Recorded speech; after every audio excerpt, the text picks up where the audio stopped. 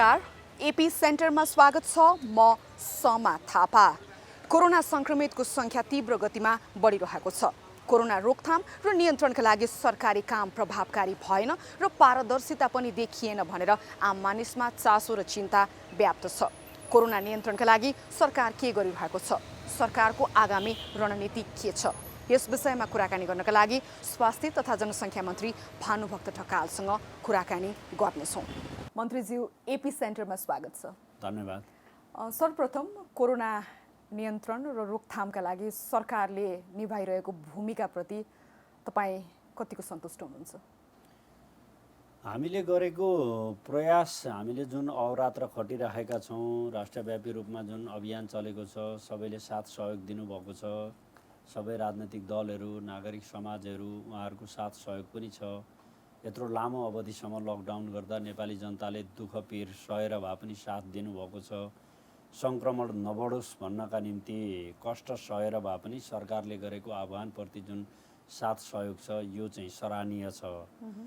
तर फैलिने मात्रामा जुन सङ्ख्या अहिले बढिरहेको छ, छिमेकी मित्र राष्ट्रबाट ठुलो मात्रामा नेपाली दाजुभाइ दिदीबहिनीहरू घर फर्किनु भएको र फर्केर आउँदाखेरि सङ्क्रमणको जोखिम लिएर आउने मात्रा ठुलो भएको कारणले गर्दा जुन सङ्ख्यामा सीमित गर्न सकिन्छ, जसरी नियन्त्रण गर्न सकिन्छ भन्ने कुरा थियो, त्योभन्दा मान्छेहरूको आउनेको सङ्ख्या ठुलो भएको कारणले गर्दाखेरि अहिले जुन दिनानुदिन बढ्दै गएको छ, यो जोखिमप्रति चाहिँ अलि बेसी अझ गम्भीर भएर अझ सावधानीका साथ कसरी यसलाई नियन्त्रण गर्न सकिन्छ भन्ने विषयमा चाहिँ सन्तुष्टि मान्ने कुरो भन्दा पनि सफलता प्राप्त कसरी गर्न सकिन्छ भन्ने चिन्ताका साथ अहिले यो निवारण गर्नका लागि हामी लागिरहेका छौँ। तपाईँले यसो भनिरहँदा नि कोरोना नियन्त्रण र रोकथामका लागि सरकारले चालेको कदममा पारदर्शिता भएन भनेर सडक आन्दोलनहरू पनि भयो, युवाहरू आन्दोलनमै आए। तपाईँले 10 अर्ब खर्च गर्यो भनेर हिसाब दिनुभयो, अनि त्यही हिसाबलाई लिएर मानिसहरू प्रश्न गरिरहेका छन्। त्यहाँनिर अनियमितताका आशंकाहरू व्यक्त भएका छन्, त्यसलाई के भन्नुहुन्छ? व्यक्तिहरूका अभिव्यक्ति स्वतन्त्रताको म सम्मान गर्छु र सामाजिक दूरी कायम गर्दै सरकारले बनाएको अनुशासनभित्र रहेर प्रदर्शनहरू हुँदाखेरि त्यसलाई कुनै अप्ठ्यारो मान्नुपर्ने ठाउँमा हामी छैनौँ। किनभने सदनमा होस्, सडकमा होस्, सार्वजनिक सञ्जालहरूमा होस्, मिडियामा होस्, तर्क वितर्कमा होस्, यसरी हरेक ठाउँबाट गरिएका आलोचना टिप्पणीहरूले हामीलाई थप काम गर्नका निम्ति त्यसले सहयोग नै पुर्याउँछ। उदाहरणको लागि अहिले तपाईँले भन्नुभएको जुन विषय छ, 10 अरबको कुरा छ, अरू अनियमितताका विषयहरू पनि छन्। यी विषयमा समाजमा उठ्ने कुराले नै हामीलाई पनि सचेत गराउँछ। वास्तविकता के रहेछ भन्ने कुराको बुझ्नका निम्ति पनि यसले बल पुर्याउँछ। उदाहरणका लागि भनौँ कि अहिले यो कोभिड-19सँग सम्बन्धित रहेर विभिन्न सेक्टरहरूमा राज्यले 10 अरब जति निकासी गरौँ भनेर यो सबैभन्दा पहिले योजना आयोगको तर्फबाट यो भनाइ आयो। सरकारको तर्फबाट भनाइ भन्दा पनि यो योजना आयोगको उपाध्यक्षज्यूको उसबाट आयो र यो खर्च भइसक्यो भनेर उहाँले भन्नुभएको होइन। तर बुझाइमा मान्छेहरूको एकरूपता भएन कि यो कोरोना भाइरस नियन्त्रण गर्ने सन्दर्भमा सङ्घ, प्रदेश र स्थानीय तहमा गरेर अहिलेसम्म विभिन्न क्षेत्रको लागि चाहिँ त्यति रकम चाहिँ निकासा भयो अथवा यहाँबाट त्यसलाई छुट्याइयो भन्ने कुरा विनियोजन मात्रै भएको हो। छुट्याइयो। अब त्यो छुट्टिने बित्तिकै मान्छेहरूमा के बुझाइ भयो भने 10 अरब निकासा भएको जति चाहिँ त्यही मितिमै खर्चै भइसक्यो भन्ने हिसाबमा बुझ्ने काम भयो र बुझाउने काम पनि त्यही ढङ्गले भयो, जुन कुरो वास्तविकता थिएन। किनभने रकम निकासा भएको थियो, तर त्यो निकासा कहीँ जाँदैछ, कहीँ पुगेको छ, कहीँ केही खर्च भएको छ। त्यो त राज्यको तर्फबाट गर्ने कुरा त आफ्नो सिस्टमबाट हुने कुरा हो। त्यो सिस्टमबाट त्यो के हुन्छ, तल गएर खर्च भएको त्यसले बिल भरपाई बुझाउँछ, त्यसको अडिट हुन्छ। अडिट हुँदाखेरि पनि त्यो उपयुक्त भएन भने छानबिन गर्ने राज्यका निकायहरू छन्। राज्यको निकायपछि अदालतहरू छन्, हरेक ठाउँमा छ नि। यो सबै कुरा त कोहीबाट लुकेर छिपेर विधि नपुगिकन अतिक्रमित भयो, अनियमितता भयो भने जसले अनियमितता गर्छ अघि पछि नर्मल अवस्थामा त त्यसलाई कारबाही हुन्छ भने यो महामारीका विरुद्ध यति जोखिममा लडिराखेको ठाउँमा यो अनियमितता गर्ने मान्छेले छुट पाउँछ? ठिक छ, विगतको भन्दा अझ बेसी कडा कारबाही गर्ने कुरामा सरकार चाहिँ जान्छ। तर मेरो मात्रै भनाइ के हो भने काम गर्ने खालको कुरा भन्दा विषयान्तर गर्ने गरी विषयलाई चाहिँ मोड्नु भएन। सरकार आफ्नो पारदर्शितामा यति दृढ छ भने दिनहुँ जसो यी खर्चका आय व्ययहरू वेबसाइटमा किन राखिँदैन, पारदर्शिता त्यहाँबाट छर्लङ्ग हुन्थ्यो भन्ने आम मानिसको प्रश्न छ। होइन, त्यो राम्रो प्रश्न हो तपाईँको। जस्तै मैले भनौँ स्वास्थ्य मन्त्रालयको शीर्षकमा कतिपय पैसाहरू छुट्टिन्छ के का लागि भन्दा औजार किन्नका लागि, औषधि किन्नका लागि, फ्रन्टलाइनमा बसेर काम गर्ने व्यक्तिहरूको सन्दर्भमा पैसा निकासा भयो। त्यो निकासा भएर यता सम्झौता भयो। सम्झौता हुँदैखेरि उसले पैसा त यहाँ पठाइदिन्छ, तर त्यो सम्झौता कार्यान्वयन गर्दै गएपछि नै त्यो पैसा खर्च हुँदै जान्छ। अनि कति पैसा खर्च भयो भन्ने कुराको फाँटबारी भइसकेपछि त्यहाँ प्रत्येक मन्त्रालयमा हाम्रो लेखा प्रणाली छ, त्यो हेर्ने छुट्टै हाम्रो यहाँ अफिस छ। मन्त्रालयभित्र पनि त त्यो हेर्ने आफ्नो शाखाहरू छैन र। सुरुमा अघि तपाईँले भन्नुभयो सडकमा पनि यो कुरा भयो, सामाजिक सञ्जालमा पनि भयो। पछि हामीले भन्यौँ नि त यो पैसा चाहिँ यसरी अहिले छुट्याइएको पठाइएको, तर यो जम्मै खर्च भइसकेको स्थिति छैन। अब खर्च भएको कुरा तपाईँले भन्नुभयो प्रत्येक दिन राख्दा हुँदैन, राम्रो कुरा हो। भावनाको हिसाबले मैले यसको सम्मान गर्छु। होइन, मैले भने एउटा क्वारेन्टिनको निम्ति व्यवस्थापन गर्नका लागि त्यसमा केही भौतिक मर्मतहरू गर्नु पर्यो, त्यो पनि यो कोभिडसँगै सम्बन्धित भयो। मान्छेले पानी खायो, औषधि खायो, भात खानु पर्यो, त्यो पनि त्यसकै खर्च भयो। उदाहरणका लागि अस्ति हामीले लकडाउन गर्दा हामीले राहत वितरण गऱ्यौँ, त्यसको मूलतः स्थानीय तहको पनि ओडालाई नेतृत्व बनाएर वितरण गर्ने योजना बनायौँ। अब त त्यो ओडाले कुन ओडामा देशका 6700 जति ओडामा कुन ठाउँमा ओडामा कति राहत वितरण गरौँ भन्ने कुरा डे टु डे अपडेट गर्नुपर्छ भन्ने भावना राम्रो हो। तर यो भएको छ कि छैन भन्दा कोही जाँदैछ, कोही खर्च भएको छ, कोही आउँदैछ। त्यसले गर्दा यो एउटा नियमित प्रक्रियाभित्रको कुरा हो। राज्यका जे सिस्टम छन् त्यो सिस्टमभित्रबाट खर्चको फाँटबारी पनि आउँछ। एक पैसा तलबितल हुन्न। त्यो तलबितल गर्ने मान्छे कानुन छ, विधि छ, कानुनको शासन भएको मुलुकमा त्यसले सजायको भागीदार हुन्छ। तपाईँ यति दृढ भएर हामीलाई बताइरहँदा अनि दिनौँ जसो सरकारले लिएका निर्णयहरू कोरोना रोकथामका लागि, नियन्त्रणका लागि निर्णयहरू किन सधैँ जसो विवादमा पर्छ? जस्तो सामान खरिद प्रक्रिया पनि विवादमा पर्यो होइन। विभागले खरिद गर्नुपर्नेमा घरि सेनालाई, घरि निजीबाट ओम्नीलाई सरकारले आफै गरेका निर्णयहरू पनि खारेज गर्छ, टेन्डरहरू खारेज गर्छ, सामानहरू किनेर लिएर आउँछ, फेरि गुणस्तर पुगेन भनेर प्रयोग हुँदैन। जस्तो नेपाली सेनाले पनि G2Gबाट खरिद गरेका सामानहरूमा 1 अर्बभन्दा बढी अनियमितता भयो भनिएको छ। त्यो के हो? उदाहरणका लागि विभागले 225 मा N95 मास्क किनेको सेनाले 354 रुपियाँसम्म हाल्यो भन्ने कुराहरू आइरहेको छ। प्रोएक्टिभ सु कभरमा सेनाले $2.42 हालेकोमा नेपाली बजारमा 40 रुपियाँमा पाउनेमा 290 रुपियाँसम्म खर्च भयो भन्ने खालका कुराहरू त विवरणहरू दिनौँ जसो छापामा आइरहेको छ नि त। अब यो सम्झौता गर्ने हाम्रा निकायहरू छन्, प्राविधिक हिसाबले त्यसको जाँच पडताल गर्ने हाम्रा निकायहरू छन्। यो जम्मै निकायहरूको राजनैतिक नेतृत्व त एज ए मन्त्रीको हिसाबले, मन्त्रालयसँग सम्बन्धित राष्ट्रको हिसाबले हामी जिम्मामा छौँ, हामीले जिम्मा लिन्छौँ। तर यो प्राविधिक खालको तपाईँले भन्नुभयो भने कुन आइटममा कति पैसा छ, के छ, त्यो श्रेष्ठता हेर्दाखेरि थाहा हुने कुरा हो। नभए सबै कुरा एज ए मन्त्रीको हिसाबले मलाई त्यो कण्ठ छ कि छैन भनेर अहिले भन्नुभयो भने मलाई त्यो कण्ठ छैन। तर मैले यति भन्छु, त्यो भन्दा नि हिसाब मिलेको छैन भन्ने जानकारी मैले यति भन्छु, जस्तै तपाईँले भन्नुभयो ओम्नीसँगको कुरा भन्नुभयो। अहिले हामी कहाँ छौँ र के भन्छौँ भन्ने होइन, कुन परिस्थितिमा हामीले के काम गऱ्यौँ त्योसँग त्यसलाई रिलेटेड गरेर हेर्नुपर्छ भनेर मैले भन्न चाहन्छु। यो चैत्र 11 गते हामीले सूचना सार्वजनिक गऱ्यौँ, 12 गते हामीले हाम्रो डिजीले अथवा हाम्रो मन्त्रालयको विभागको तर्फबाट उसँग सम्झौता भयो, 15 गते सामग्री आयो, 19 गते हाम्रो महानिर्देशकले त्यो सम्झौता खारेज गर्नुभयो। किन भन्दा जति सामग्री ल्याउनु पर्ने त्यति सामग्री आएन, सामानको त हाहाकारै थियो नि। म एकचोटि स्मरण गराउँ, पिपिई र अन्य स्वास्थ्यका उपकरणहरू भएनन् भने हामी राजीनामा दिन्छौँ भनेर डाक्टर नर्सहरूले सार्वजनिक अभिव्यक्ति गरिरहेको प्रसङ्गमा र साँच्चै यो कोरोनाको विरुद्ध लडाइँ लड्दा लडाइँको कमान्डर चाहिँ डाक्टर नर्सहरूलाई बनाउनु पर्ने, अनि लडाइँमा जाऊ तर हतियार चाहिँ तिमीलाई दिन्न भन्ने खालको कुरा अथवा हतियार चाहिँ छैन भन्ने त्यो परिवेशमा हामीले यो सम्झौता गरेका थियौँ। हतियार ल्याउँदा चाहिँ प्रक्रिया पुर्याएर अब हतियार ल्याउँदा प्रक्रिया पुर्याएर ल्याइएको छ, किनभने 11 गते हामीले सूचना निकाल्यौँ, 12 गते यहाँ चाहिँ 29वटा भन्दा बढी समूहहरूसँग हामीले छलफल गऱ्यौँ। त्यो पछि 2टाले मात्रै हामी कहाँ दर्ज गर्नुभयो। 2टाले दर्ज गरेका मध्ये नेगोसिएसन गरेर सबभन्दा कम भएको भन्नाले 2टामा कम भएकोसँग सम्झौता गरेर हामीले सामग्री ल्याउने कुरा गऱ्यौँ अथवा विभागले त्यो सम्झौता गर्यो। पछि उसले ल्याएका सामग्रीहरूको बारेमा जति ल्याउने जुन जुन सङ्ख्यामा ल्याउने भन्ने सम्झौता थियो त्यो चाहिँ कार्यान्वयन भएन।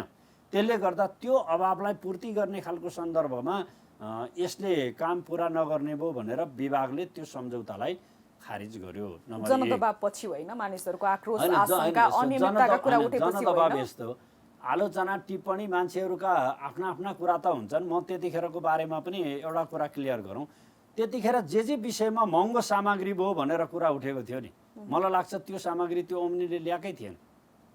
उदाहरणका लागि मास्कको कुरा गरेको थियो, N95 मास्कको जुन मूल्य चाहिँ $8 कि कति भयो भनेर भनेको थियो, त्यो सामग्री त्यो लटमा आएकै थिएन। अब त्यसपछि हामीले के गर्यौँ भने सम्झौता कार्यान्वयन नगरेकै कारणले त त्यो सम्झौता विभागले खारेज गर्यो। उसले राखेको धरौटी 5 करोड पेनाल्टी स्वरूप त्यसलाई चाहिँ जफत गरेर ब्ल्याक लिस्टमा राख्ने कुरा गर्यो। अब ओम्नीलाई हामीले पहिले पैसा दिएर अनि त्यसमा चाहिँ पैसा फसेको भए पनि ल पैसा दिने कुरामा चाहिँ शर्त बन्देज हुँदा केही अनियमितता भयो कि भन्नु, सरकारको तर्फबाट त्यो कम्पनीलाई 1 पैसा दिएको छैन। यहाँनिर थोरै क्लियर गर्न चाहे मैले मन्त्रीजी, जस्तो ओम्नीले सम्झौता बमोजिम सामान नल्याएका कारणले गर्दा उसँग प्रक्रिया अगाडि बढाइएन वा उसले चालेका कदमहरूमा अनियमितता र भ्रष्टाचारको आशंका सम्झौता अनुरूपको उसका गतिविधिहरू नभएको कारणले खारेज गरियो। अब त्यहाँदेखि पछि तपाईँले भन्नुभयो G2G को बारेमा सामग्रीको त हाहाकारै थियो हामीसँग। अझ त्यतिखेरको यो औजारहरूको मात्रै होइन, हामीलाई त अब सङ्क्रमितहरू बढ्दैछन्, त्यसले गर्दा अझ धेरै औजारहरू पनि किन्न छ। अब यसरी प्रयास गर्ने कुरो भन्दा पनि सरकारबाट सरकारसँगै कुरो गरियो भने चाहिँ ल्याउनको निम्ति पनि सजिलो हुने, विश्वसनीयता पनि हुने, छिटो पनि हुने, क्वालिटीको पनि हुने भन्ने कुरा भएपछि यो G2G मोडलमा जानुपर्छ भन्ने खालको कुरा गरेर सरकारले यो निर्णय गरेर सेना मार्फत ल्याउने कुरा हो।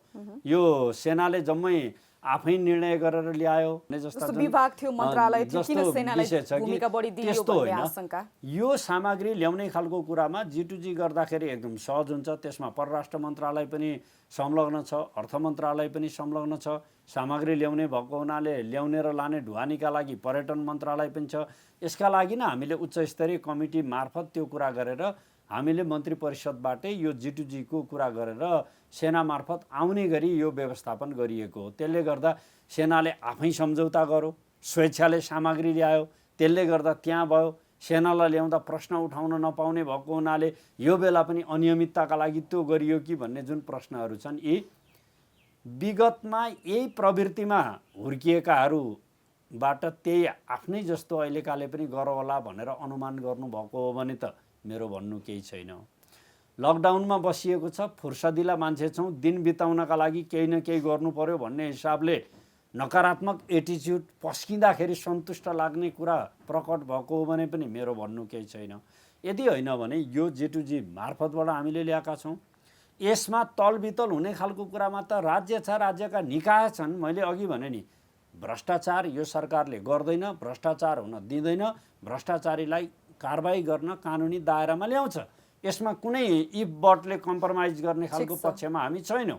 त्यसो गर्दाखेरि अख्तियार छ, अदालत छ, यी सबै कुरोभन्दा माथि त हाम्रो राजनीति इमान छ नि।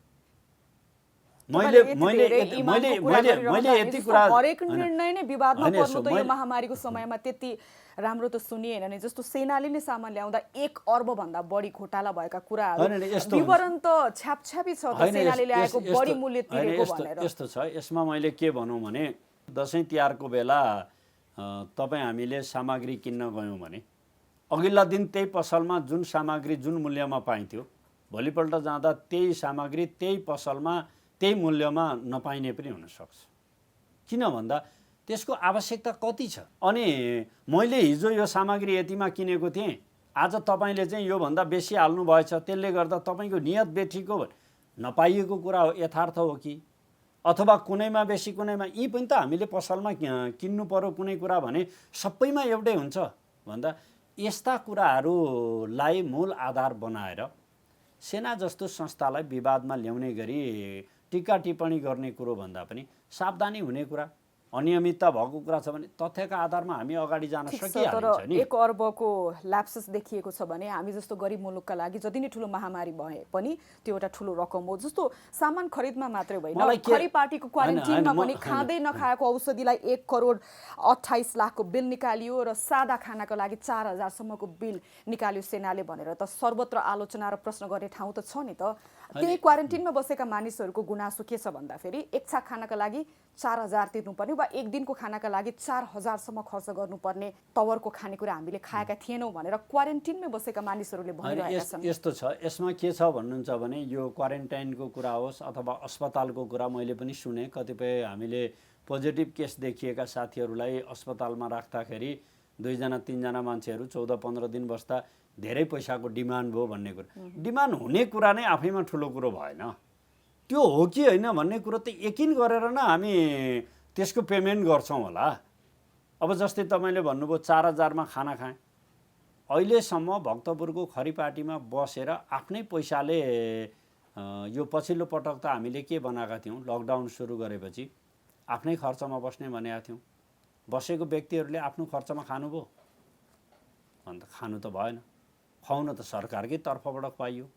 अब कतिजना मान्छे त्यो क्वारेन्टिनमा बसे, कति दिन कति छाक तिनीहरूले खाए, त्यो खाएको एकमुष्ट रकम चाहिँ यो अहिले तपाईँले जे भन्नुहुन्छ नि कति करोड भन्नुभयो, 1 करोड 28 लाख औषधि एकजना मानिसलाई मात्रै झाडा पखाला लागेको थियो, सामान्य औषधिबाट निको भएको थियो, अरूलाई औषधि प्रयोग गर्ने अवस्था नै आएन।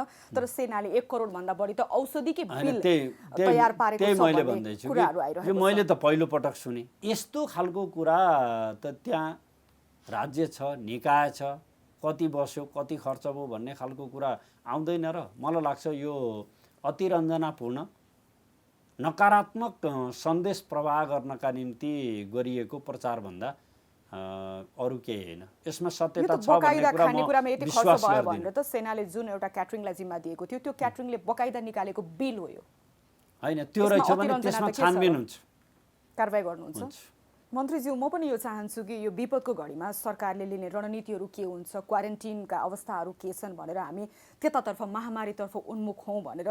तर सधैँ जसो अनियमितताका खबरले सरकारका काम कारबाहीहरू पनि एकातिर छायामै पार्छ होला, अबको बाटो के भनेर पनि मानिसलाई बिर्साइदिन्छ, किनकि हरेक दिन जसो अनियमितताका खबरहरू आइ नै रहेका छन् यो ठुलो विपदमा। जस्तो भिटिएम खरिदमा पनि त्यस्तै लफडा होइन, जनमुक्ति इन्टरप्राइजेससँगको सम्झौता पनि विवादमा, एकपछि अर्को सम्झौताहरू विवादमा देखिएको छ। फेरि अर्को कम्पनी आयो लुम्बिनी हेल्थ प्रणाली, सम्झौता भएन, त्यहाँ पनि स्वाबहरूको बेहाल छ, नमुनाहरू प्रयोगशालामा थन्किएको छ।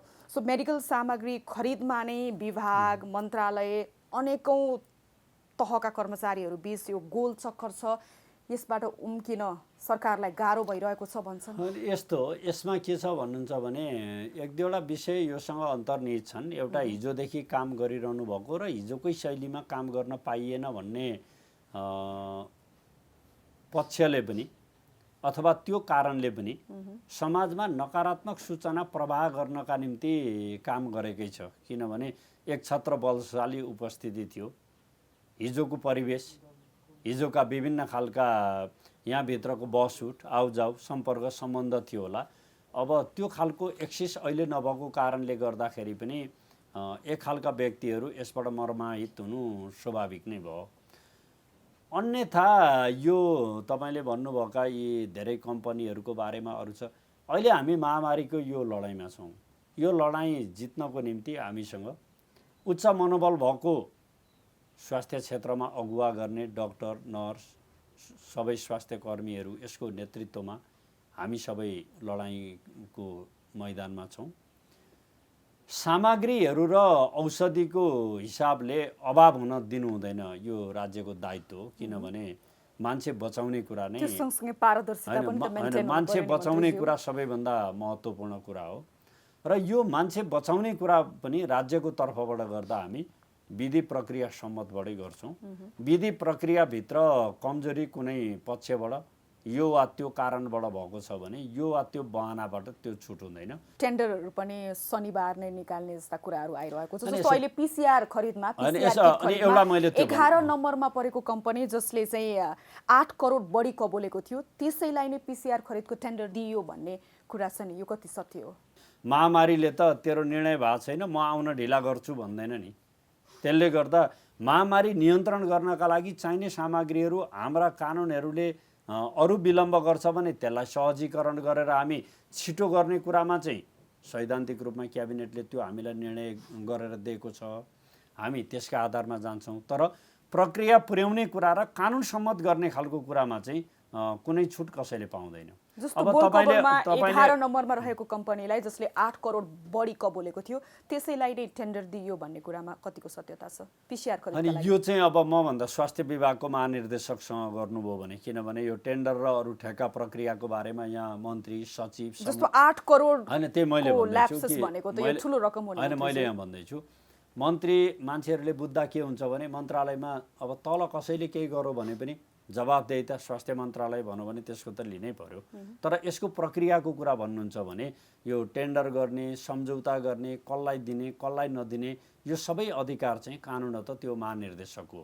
क्वारेन्टिनको गुणस्तरलाई लिएर पनि निकै ठुलो मानिसहरूको चासो र आक्रोश छ। जस्तो WHO ले भनेको छ कि दिनको 4 टाइम खानेकुरा दिनु पर्यो, एउटा बेडदेखि अर्को बेडसम्मको दूरी 6 फिट हुनु पर्यो भनेर होइन। अब तपाईँ आफैले पनि देख्नुभयो होला होइन, कति ठाउँमा हेर्नुभयो होला क्वारेन्टिनको हालत के छ भनेर। जस्तो धेरै बेथिती र मानिसहरूले क्वारेन्टिनमै आत्महत्या गर्नुपर्ने, भाग्ने, क्वारेन्टिनमा नबस्ने, घरै जाने। अब सरकारले क्वारेन्टिन भनेर आफ्नो धनराशि खर्च गरिरहेको छ, तर त्यो क्वारेन्टिनबाट हामीले कति लाभ लिएका छौँ यो कोरोना नियन्त्रणका लागि भन्ने त गम्भीर प्रश्न छ नि मन्त्रीज्यू।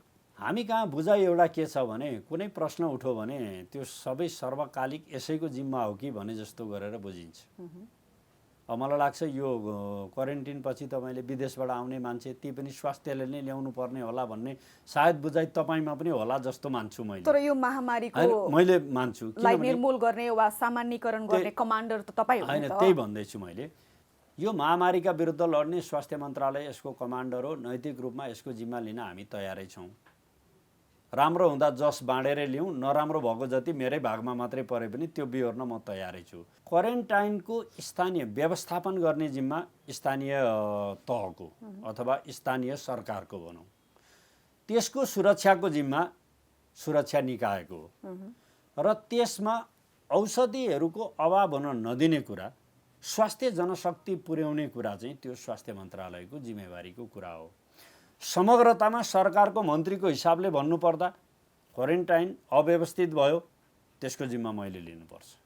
तर त्यहाँभित्रको पनि परिभाषित कामको कुरा गर्नुहुन्छ भने स्वास्थ्यको जनशक्ति त्यहाँ पुग्यो कि पुगेन, औषधिको कारणले गर्दाखेरि मान्छेहरू त्यो कारणले पीडामा परे कि परेनन् भन्ने कुरो मूलतः त्यो स्वास्थ्य मन्त्रालयको जिम्मेवारीको कुरा हो। ठिक छ। अब त्यसमा हामीले के गर्यौँ, तल स्थानीय बनाएको क्वारेन्टिन जुन ठाउँमा छ त्यसको व्यवस्थापन गर्ने कुरा, त्यसको अगुवाई गर्ने कुरा स्थानीय तह त्यहाँ निर्वाचित जनप्रतिनिधिको हो। अब त्यसका लागि हामीले राहत वितरण गर्दा पनि त्यही भएर स्थानीय तहकै नेतृत्वमा गर्ने कुरा गऱ्यौँ। अब क्वारेन्टिन भने जति व्यवस्थित छैनन्। विश्वका अरू राष्ट्रले तय गरेका मापदण्ड हामी पुरा गर्न नसक्लौँला, हाम्रो आफ्नै हैसियत छ।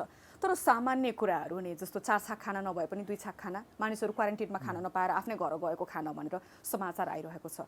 बलात्कारका घटना, त्यति जघन्य अपराधका कुराहरू क्वारेन्टिनमा तपाईँले भन्नुभयो भने औषधि छैन भने यो स्वास्थ्य मन्त्रालयको जिम्मा हो भनेर। तर सामान्य झाडा पखालाको पनि औषधि नपाएर मानिसले मृत्युवरण गरेको क्वारेन्टिनमै यो त हामीले सुनेकै हो। स्वास्थ्य कर्मीको उपस्थिति त्यहाँ रहँदैन, क्वारेन्टिन हो कि यो यातना गृह भनेर त सर्वत्र आशंका छ नि।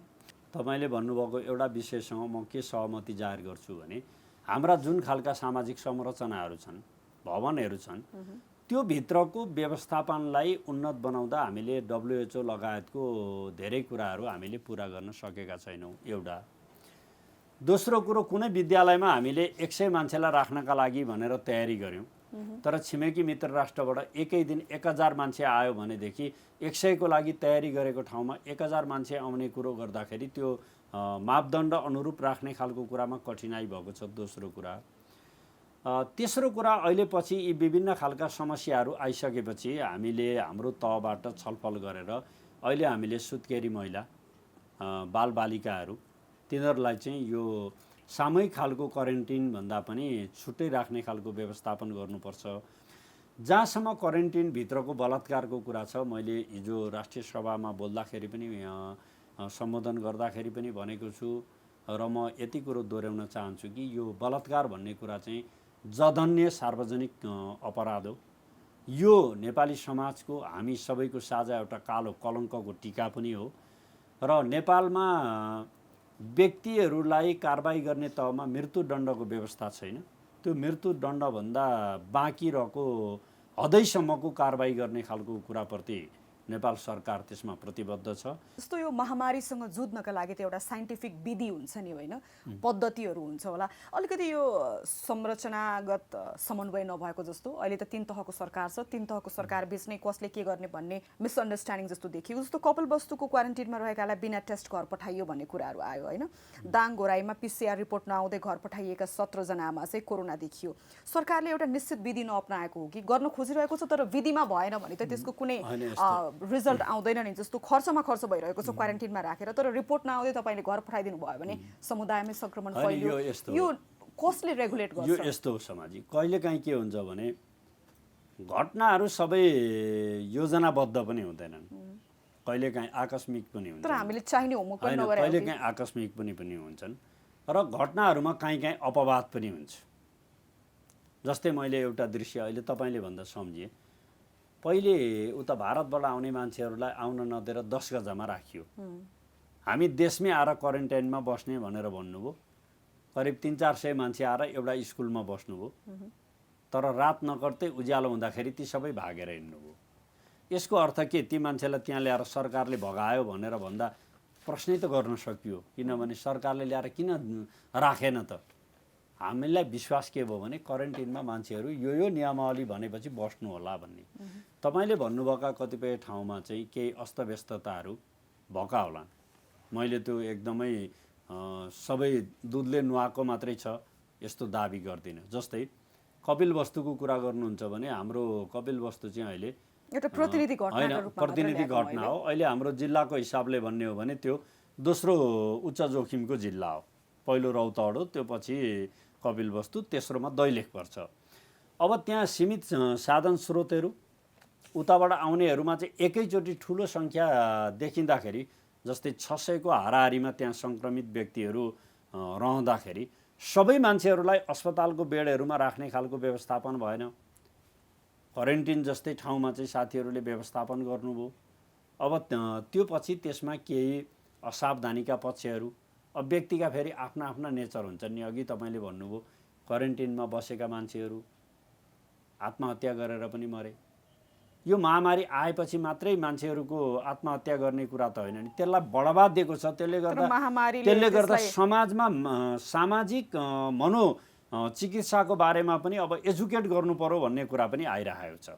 अर्को तपाईँले अघि भन्नुभयो सङ्घ, प्रदेश र स्थानीय तहको बिचमा हामीले गर्ने कोअर्डिनेसन, हामीले गर्ने संयोजन हामीले गरिरहेका छौँ। उदाहरणको लागि मिलेको छ त्यो संयोजन होइन, उदाहरणको लागि सम्माननीय प्रधानमन्त्रीज्यूले मुख्यमन्त्रीहरूसँग र यता हामीले जिम्मा लिएको यो कोभिड-19सँग संलग्न भएका मन्त्रीहरूसँगको मिटिङ बेला बेला गर्नुभएको छ।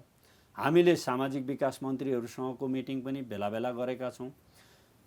प्रत्येक प्रदेशमा मुख्यमन्त्रीको संयोजकत्वमा यो माथि हामीले जुन CCMC भन्ने संस्था बनाएका छौँ त्यस्तै एकीकृत ढङ्गले त्यहाँ सञ्चालन गर्न सकियोस् भनेर प्रदेशमा र जिल्लामा पनि हामीले चाहिँ सिडिओको नेतृत्वमा त्यो खालको संरचना बनाएका छौँ। तर तपाईँले समन्वय भइरहेको छ भन्दा नि सरकारले गरेका निर्णयहरू पनि त कार्यान्वयन नगरेको, तपाईँहरूले बजेट पठाए भन्नुहुन्छ होइन?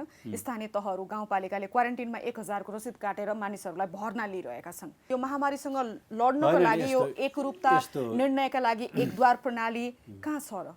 छ, एकद्वार प्रणालीबाटै हामी चलेका छौँ। त्यसको नतिजा देखिएको छ फिल्डमा। होइन, कतिपय प्रदेशहरूले आफ्नो आफ्नो खालको सृजनात्मक ढङ्गले त्यसलाई लागू गर्नुभएको छ।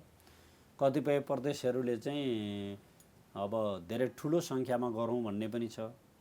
कतिलाई चाहिँ अब क्वारेन्टिनमै आएर बसेको हुनाले त्यही समस्या कसरी समाधान गरौँ भन्ने, जस्तै विशिष्टीकृत समस्या भएका ठाउँहरूमा त्यहाँका प्रदेश र स्थानीय तहको पनि आफ्ना आफ्ना खालका समस्या छन्, त्यसलाई हामीले बुझ्नुपर्छ। मन्त्रीज्यू, अब हामी ट्रिटमेन्टको चरणमा पुगेका छौँ। एकै दिन 586 सङ्क्रमित देखिएको छ। छिमेकी भारतमा सङ्क्रमितको दर अत्याधिक बढिरहेको छ।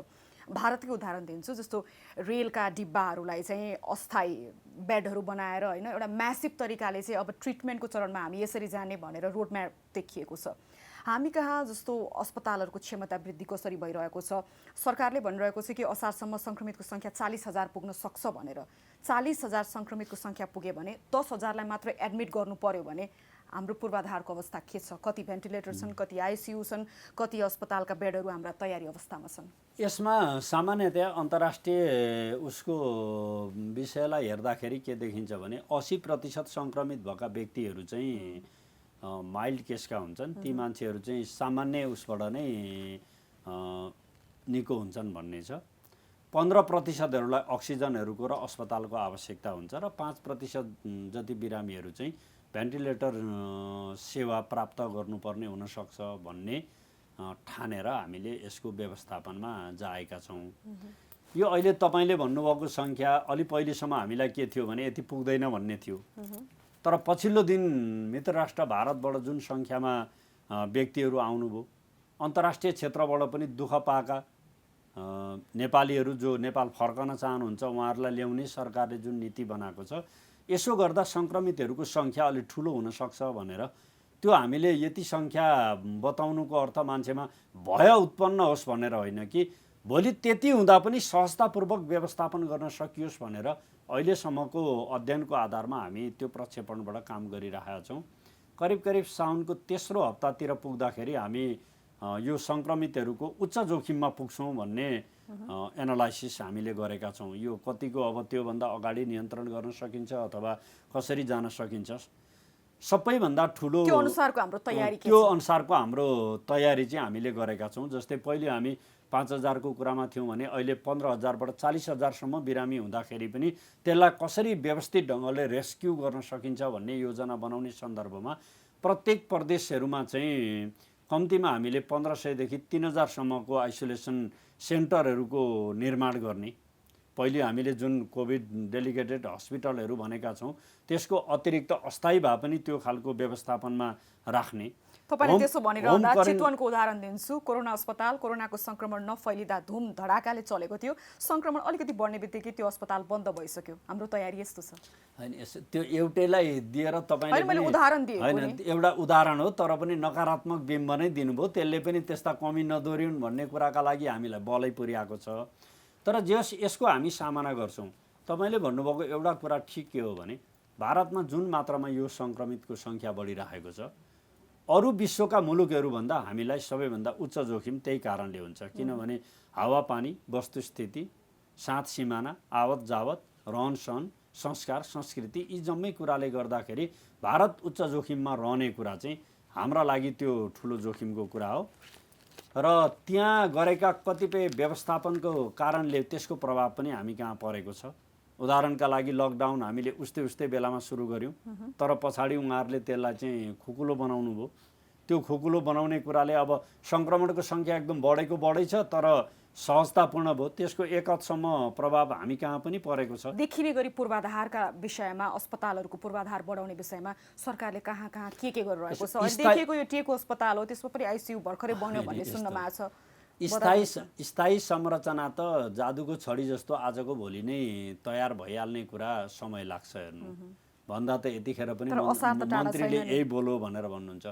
अहिले हाम्रा भएका संरचनाहरूलाई व्यवस्थित गर्ने हो र अस्थायी संरचना निर्माण गर्ने कुरा चाहिँ यो एकै ठाउँमा काठमाडौँमा मात्रै थियो। पहिले पनि एउटा चर्चा चलेको थियो, यस्तो हुँदा काठमाडौँमा बनाएको भए हुन्थ्यो, हामी काठमाडौँमा बनाउला, 2 नम्बरमा इपी सेन्टर भयो भनेदेखि के गर्ने, ती बनाउँदा राम्रो हुन्छ भन्ने हाम्रो त्यतिखेरको पनि सोचाइ थियो। र अहिले पनि हामी अस्थायी खालका संरचनाहरू प्रत्येक प्रदेशमा अघि मैले भने जस्तो व्यवस्थापन गर्ने र त्यसलाई अझ प्रभावकारी ढङ्गले अगाडि बढाउने। हामीले जादुकै रूपमा आजको भोलि त भन्या होइन, लगभग हामी 3 महिना लकडाउनमा बस्यौँ। त्यो समय त सरकारका लागि यथेष्ट तयारीका लागि पर्याप्त थियो नि त। नीतिगत हिसाबको कुरा गर्नुहुन्छ भने हामीले नीति कार्यक्रममै ल्याएर हामीले के भन्यौँ, केन्द्रमा 300 बेडको स्थायी खालकै सरुवा रोग नियन्त्रण गर्ने अस्पतालको कुरा, प्रत्येक प्रदेशमा 50 बेडभन्दा माथिको विथ ल्याबसहितको बनाउने कुरा, सङ्घीय अस्पताल भनेर हामीले 7 प्रदेशमा एउटा 500 बेडकोलाई त्यो स्तरमा पुर्याउने कुरा, हिजोको अञ्चल अस्पताललाई 200 बेडमा स्तर उन्नति गर्ने कुरा र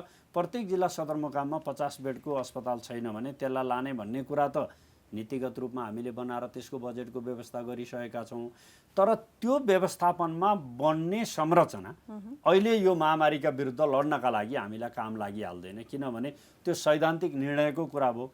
त्यो निर्माण गरेर कार्यान्वयन गर्ने खालको तहमा पुग्नुभन्दा त अगाडि नै यसलाई हामीले व्यवस्थापन गर्नुपर्ने भएको हुनाले अब हामी प्रिफ्याकहरूको माध्यमबाट अथवा अस्थायी खालको कसरी चाहिँ त्यसरी व्यवस्थित गर्न सकिन्छ त्यो मोडालिटीमा पनि सोध्छौँ। यति हामी जाने हो, त्यो बाटोमा तयार भइसकेको छ। यति हो कि ढिला भएन स्थायी संरचना गर्ने कुरा र परिवर्तनको अनुभूति गराउने कुरा त हामीले बजेट र नीति कार्यक्रममा त्यसको व्यवस्थापन गरि नै सकेका छौँ। तर त्योभन्दा अगाडि यो कोरोनालाई व्यवस्थापन गर्ने खालको सन्दर्भमा पनि हामीले चाहिँ यो खालको व्यवस्थापनमा लागेका छौँ। राज्यले यसलाई नियन्त्रण गर्ने गरी हामी व्यवस्थापन गर्छौँ। हामी पछाडि छैनौँ, असार त आइसक्यो त, महामारीको पिकमा पुग्ने साउनको तेस्रो हप्ता छ अहिलेसम्म हाम्रो अनुमानको।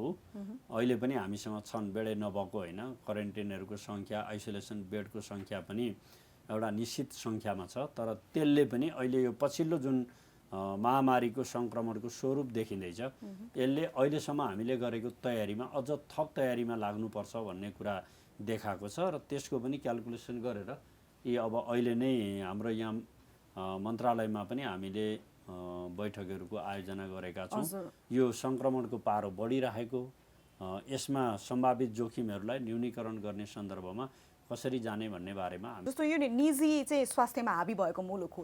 यो विपदको समयमा सरकारले निजीलाई किन मोबिलाइज गर्न सकेन? जस्तो निजीको पनि त सहयोग चाहिन्छ नि महामारीसँग जुझ्नका लागि। निजी अस्पतालले एकजना सङ्क्रमित देख्ने बित्तिकै यता जाऊ उता जाऊ भनेर बिरामीलाई गोलचक्कर लगाइदिँदा एकजना सुत्केरीको त मृत्यु नै भएको खबर थाहा पाउनुभयो होला। निजीलाई तपाईँले यो महामारीसँग जुझ्नका लागि तपाईँले नभनौँ सरकारले के रणनीति बनाएको छ, किन चुकिरहेछ त्यो? पहिलो कुरा के हो भने निजी र हाम्रो बिचमा यो सहयोग लिने खालको विषयमा चाहिँ कुनै मतान्तर छैन भन्ने लाग्छ।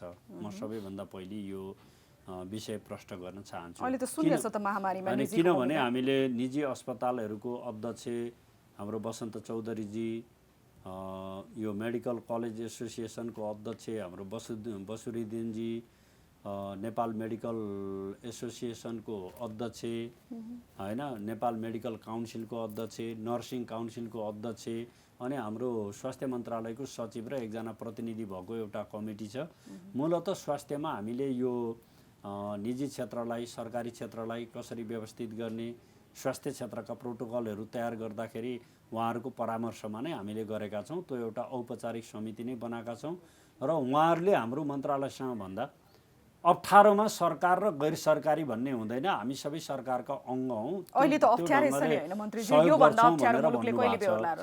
अब जहाँसम्म तपाईँले बिरामी एक ठाउँमा कोरोना सङ्क्रमित भयो त्यसलाई अन्त पठायो भन्ने खालको कुरा चाहिँ पहिले हामीले के सोच्यौँ भने प्रत्येक अस्पतालमा चाहिँ योसँग सम्बन्धित वार्डहरूको व्यवस्था गर भन्यौँ। पछाडि हामी कुन ठाउँमा पुग्यौँ भन्दा सङ्क्रमित भएको कोरोना बिरामीहरूलाई त्यो अस्पतालमा राखियो भने त अरू रोगीहरूले चाहिँ उपचार नपाउने कुरा मात्र होइन, अरू रोगीमा सङ्क्रमित हुने कुरा त झन् जोखिम हुने भयो। त्यसले गर्दा कोरोनासँग सङ्क्रमित भएको पुष्टि भएको व्यक्तिहरूलाई चाहिँ एउटा अस्पतालमा राख्ने अथवा निश्चित हामीले डेडिकेटेड हस्पिटल भनेर जसलाई भनेका छौँ त्यहाँ राख्ने, त्यो भरिँदै गइसकेपछि अन्त थप्दै जाने र भोलि कुनै दिन एउटा यस्तो स्थिति आउन सक्छ त्यतिखेर चाहिँ अहिले तपाईँले भन्नुभएका ठुला यी प्राइभेट हस्पिटलहरू पनि सरकारको त्यसका लागि शाखाकै रूपमा निजीलाई होलान् भनेर भन्ने बेला भनिएको आइसकेको छ। छैन मन्त्रीज्यू। जस्तो भने निजीलाई आइसोलेसन वार्ड यति बनाऊ, बेडहरू यति तयारी अवस्थामा राख भनेर सरकारले भन्न सक्दैन, किनकि सरकारको होइन, सोच साधन र क्षमता त त्यो हामीले थाहा छ नि। त्यो हामीले भनेका छौँ समाजी। पहिलेदेखि नै हामीले कुरा के हो भने सङ्क्रमित भएका व्यक्तिहरू जब अस्पतालमा जाँदै गर्छन् त्यो अस्पतालमा भएका पुराना नसर्ने रोगका बिरामीहरू पनि त्यहाँबाट सिफ्ट गरेर अन्त जाँदा तपाईँहरूको सेवामा होइन सरकारी सेवामा चाहिँ त्यसले उपचार पाउनुपर्छ भन्ने कुरा उहाँहरूसँग हामीले गरेका छौँ। हामीले उपत्यकाभित्र र बाहिर निजी क्षेत्रका अस्पतालहरूलाई पनि यो कोभिडको क्लिनिकहरू सञ्चालन गर्ने गरी तोकेका छौँ, हब र स्याटेलाइट हस्पिटलभित्र। र यो आवश्यक हुँदा भोलि चाहिँ कुन सरकारी कुन गैर सरकारी भन्ने कुरा रहँदैन, त्यतिखेर ऐयाथोको कुरा हुँदैन, सबै लाग्नुपर्छ भन्दा अहिले चाहिँ त्यो समय आइसकेको छैन मन्त्रीज्यू। अहिले हामीले सरकारी तवरबाट नै यहाँको भ्यालीको सन्दर्भमा भन्नुपर्दा हामीले त्यो व्यवस्थापनमा लागिरहेका छौँ। अब कतिपय व्यक्तिहरूमा यो प्रभाव हाम्रो अस्पतालमा नहोस् भनेर छिटफुट घटनाहरू त भएका होलान्। त्यसो हो भने त अधिकांश यो कोरोना सङ्क्रमितहरू 90% भन्दा बढी त अस्पतालको मुखै नदेखि आइसियुमा भर्नै नभई त्यो पनि छ। हामीले यो पछिल्लो दिनको कुरा गर्नुहुन्छ भने त हामीले निजी ल्याबहरूलाई पनि यो पिसिआर परीक्षणको निम्ति अहिले जुन हाम्रो स्वाब कलेक्सन भएर क्युमा बस्यो भन्ने जुन प्रश्न आएपछि त्यसको समाधान गर्नलाई स्वाब हामीले करेक्सन गरेर ल्याउने र त्यहाँ ल्याबमा चाहिँ प्रयोग गर्ने, त्यो बापत राज्यले उनीहरूलाई पैसा दिने गरी त्यो खालको व्यवस्था पनि गरेका छौँ भने क्रमशः हामी निजीलाई पनि यसमा संलग्न गराउँदै जान्छौँ। निजीहरूले यसमा साथ दिनु हुँदैन भन्ने जुन खालको एउटा आशंका एक खालको प्रचार छ त्यो कुरा त्यही स्तरको सत्य होइन भन्ने। ठिक छ, त्यो त समयले बताउला मन्त्रीज्यू। जस्तो कोभिड-19सँग लड्न नि देशभर हाम्रो स्थायी संरचना छन् होइन, विपद व्यवस्थापनका लागि कानुनी रूपमा अधिकार सम्पन्न। तर यो कोभिड-19 एउटा एक प्रकारको विपदै भयो।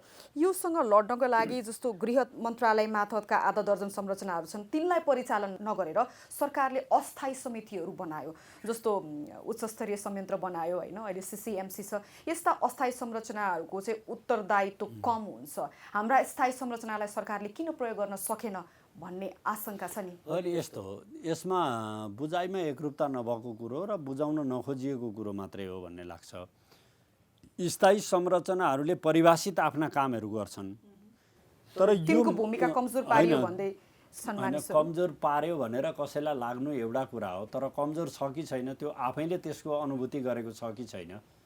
अरू मान्छेले मलाई दुखो कि भनेर अर्को मान्छेको आँखामा आँसु आउने कुरा कतिको सान्दर्भिक होला, जबकि मैलाई दुखेको छैन भने तपाईँको आँखामा आँसु झर्यो भने कठैबरा भन्नुको के अर्थ हुन्छ र? तर एकजना सङ्क्रमित देखिने बित्तिकै लकडाउन गरेको मुलुकले आज सङ्क्रमितको सङ्ख्या 7,000 क्रस गर्दा त आशंका गर्ने ठाउँ रहन्छ नि मन्त्री। यसमा कुरो के हो भने, पहिलो कुरा के हो भने राज्यमा भएका सबै शक्तिहरूलाई एकीकृत ढङ्गले यो महामारीका विरुद्ध प्रयोग गर्नुपर्छ भन्ने सन्दर्भलाई राखेर क्याबिनेटबाट अधिकार सम्पन्न पहिले हामीले उच्च स्तरीय समिति बनायौँ।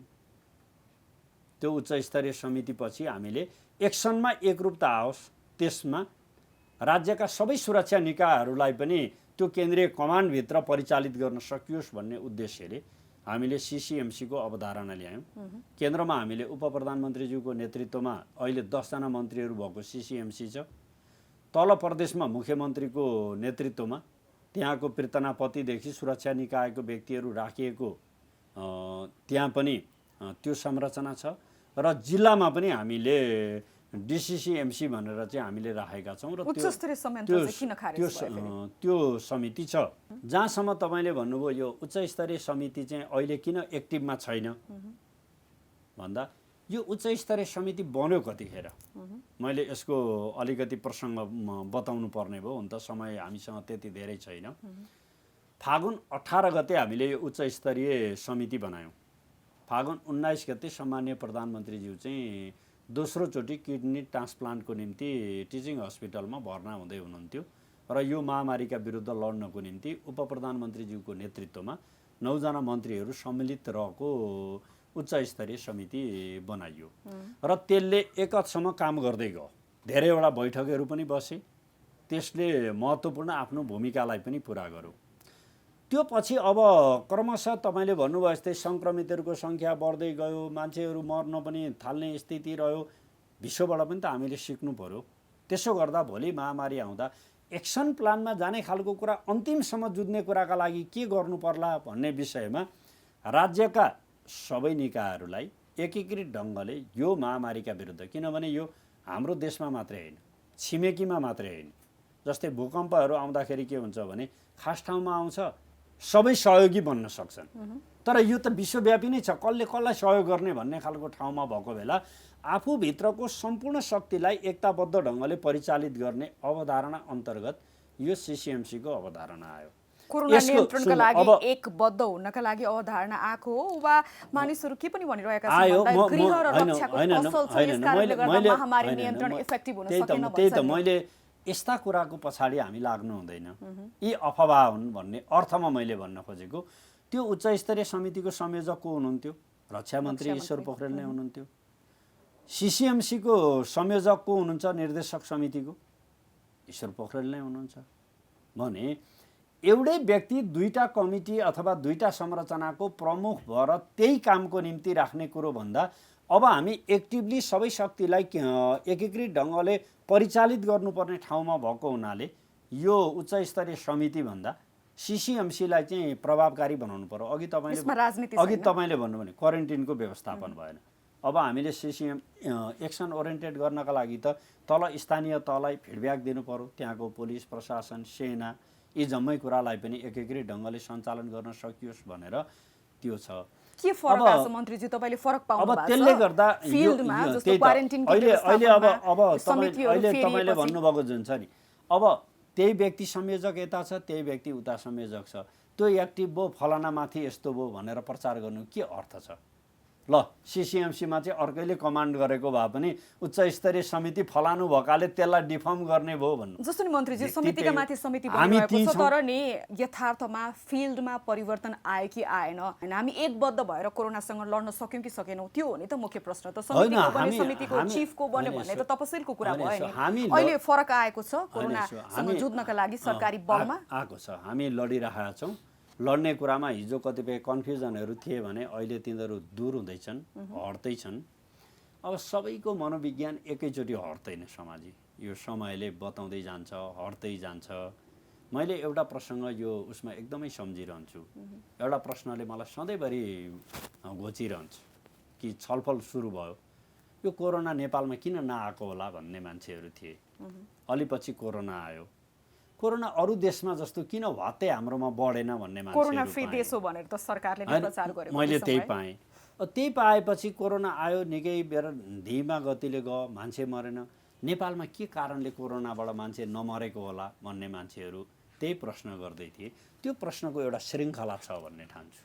नआउँदा किन आएन, बाटै बिराएर आएन कि, आएर पनि किन अन्त जस्तो झम्टिन सकेन, निष्क्रिय खालको पो आयो कि, आएर पनि किन मान्छे मार्न सकेन। यो सबै कुरा भएपछि चाहिँ कोरोना गतिले हो भनेर हामीले भन्नु के त्यो आत्मसन्तुष्टि भन्दा अरू केही कुरा हुन्छ? ठिक छ मन्त्रीज्यू, लोकतन्त्रमा त हरेक नागरिकलाई प्रश्न गर्ने अधिकार हुन्छ होइन? प्रश्न मात्रै होइन, कतिपय सवालमा त समाधानका लागि अस्त्र पनि हुन सक्छ होला। अन्तिममा मलाई बताइदिनुहोस्, कोरोनासँग जुझ्नका लागि सरकारको अबको रोडम्याप के हो? अब मैले अघि पनि भने पर डे परीक्षणको हिसाबले भन्ने हो भने हामी पिसिआर 10,000 भन्दा माथि गर्ने लक्ष्य राखेका छौँ। जनसङ्ख्याको 2% भन्दा माथि हामी पिसिआर गर्छौँ। अन्तबाट यो अनियन्त्रित ढङ्गले आउनुभएको ठुलो सङ्ख्यामा एकैचोटि सीमा पारीबाट आउनुभएका व्यक्तिहरूको कारणले हाम्रा क्वारेन्टिनहरू अरू हाम्रा व्यवस्थाहरूमा अस्तव्यस्तता सिर्जना भयो।